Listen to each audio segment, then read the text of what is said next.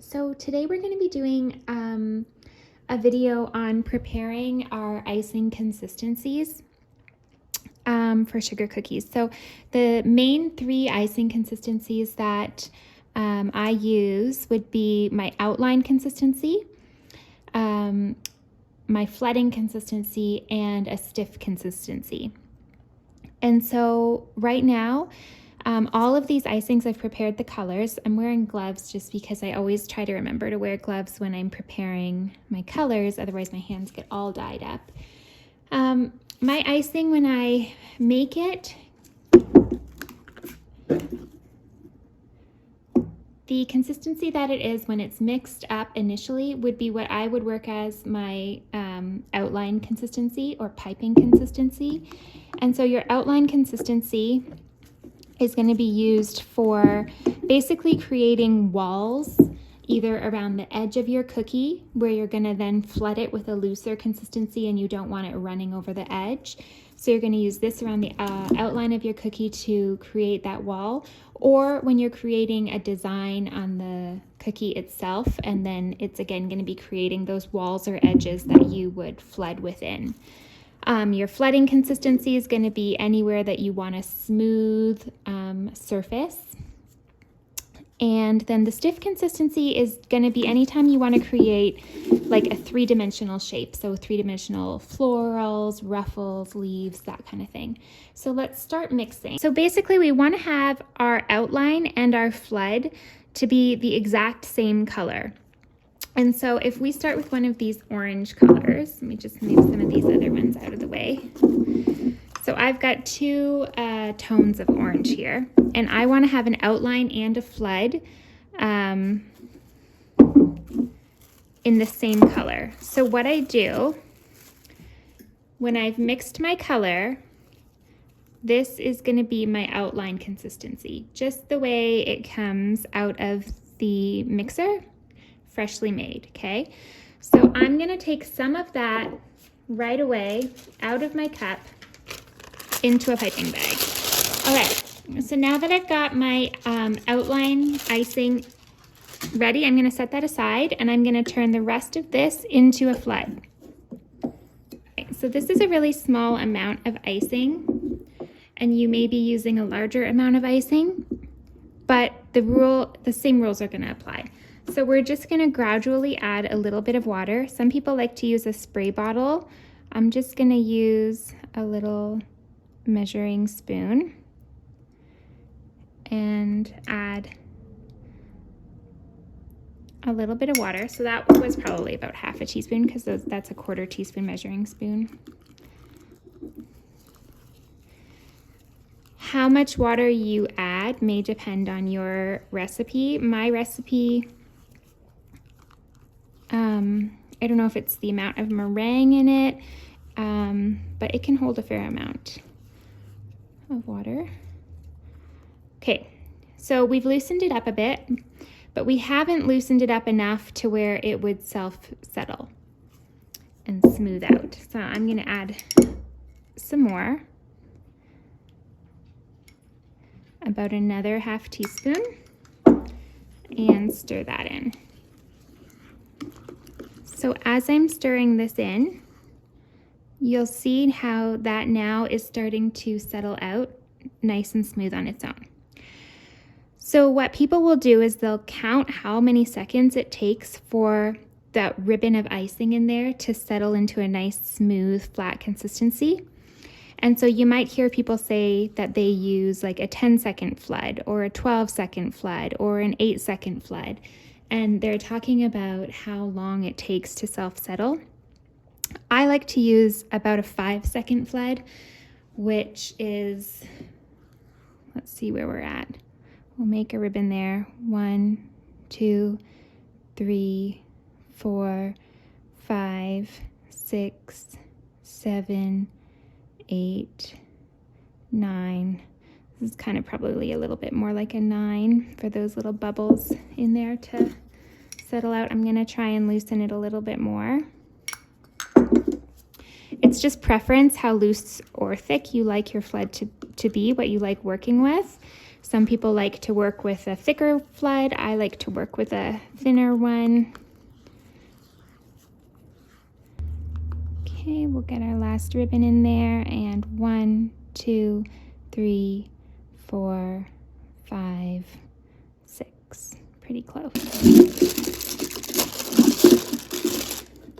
And your flood should definitely be loose enough to just pour into your piping bag. So now we're going to have our flood and our outline of exactly the same color. You will notice that your flood icing will start to get bubbles in it. And so we're starting to see that it'll happen even more as it sits. And so what you'll do before you cut this open and you want to get those air bubbles out, you're just going to hold your flood bag straight down and then just helicopter it. And you'll just helicopter it around until all those air bubbles come out, okay? So for a stiff consistency, we're again gonna start with our icing in that outline consistency as it comes out of the mixer.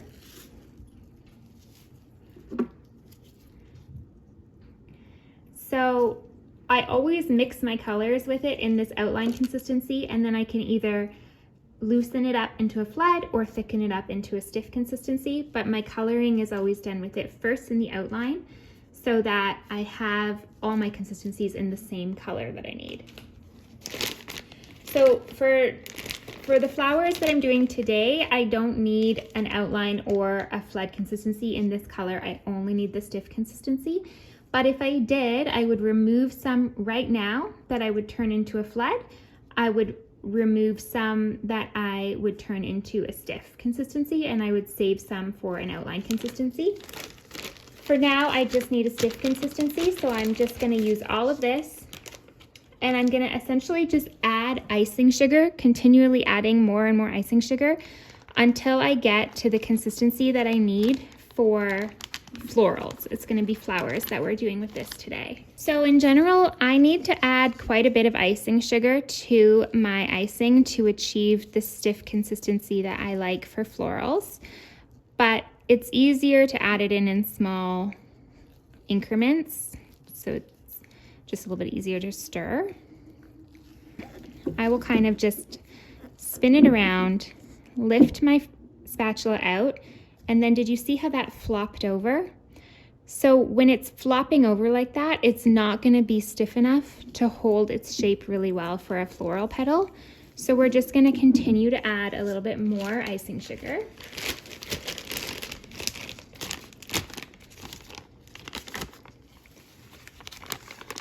I don't really measure this. I just have done it so many times that I kind of have an idea, but just add it in increments and keep testing whether that peak flops over or whether it will kind of hold its own shape and stand up. Basically, we want to be able to lift our spatula out and see those peaks hold their shape. So we want more of a stiff peak versus a soft peak.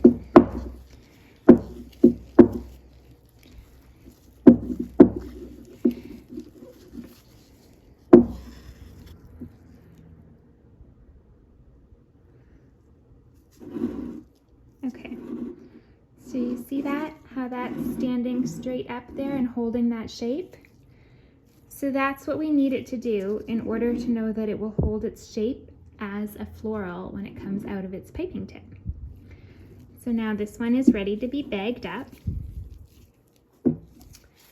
Sometimes when you're bagging up a stiff consistency, it's not a bad idea to double bag. So we've got one bag inside the other bag. We're going to put this part of the coupler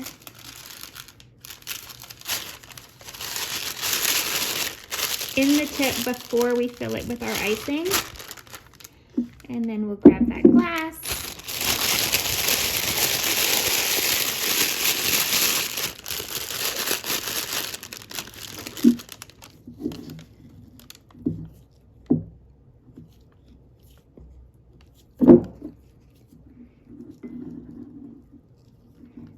And start scooping popping our icing into our bag.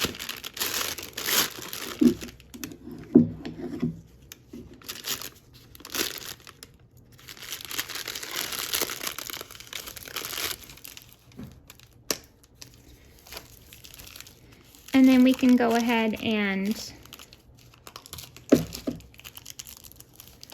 kind of test it out and make sure. So I've got a flower tip here. This is a 103, a Wilton 103.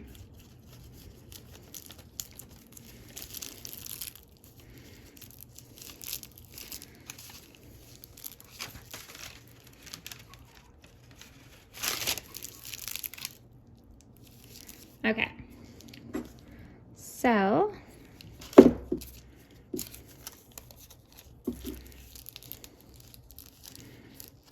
let's just see here.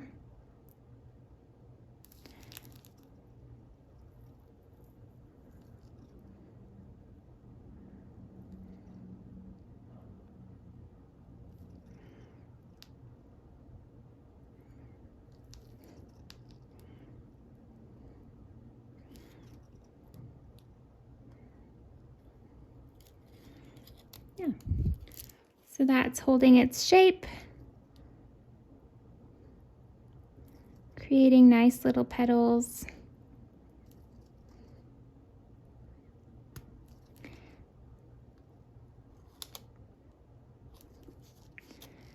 And it's also not so thick that it's going to be popping my bag, which is ideal. Although sometimes that does happen. Okay, so that is basically it for the 3 main types of icing consistencies for flooding, outlining, and stiff consistencies. The only other thing I would say, sometimes when you're filling in really small areas, like when you're doing lettering or just like narrow areas on a cookie design, you want to have a flood that will smooth out, but you want it as thick as possible if it's in an area that's likely to crater. And so in that case, I would not loosen the flood as much as I did today for when I'm flooding a larger area. I would try to have my flood just to the point that it will smooth out on the surface. Even sometimes it will only smooth out with kind of help from the scribe, jiggling the surface top a little bit to get it to smooth out. But you basically want it as thick as possible while still smoothing out to prevent those craters in small areas. So that's the only one we didn't do today, but the main outline, flood, and stiff consistencies are the ones that I use for almost all of my cookie designs.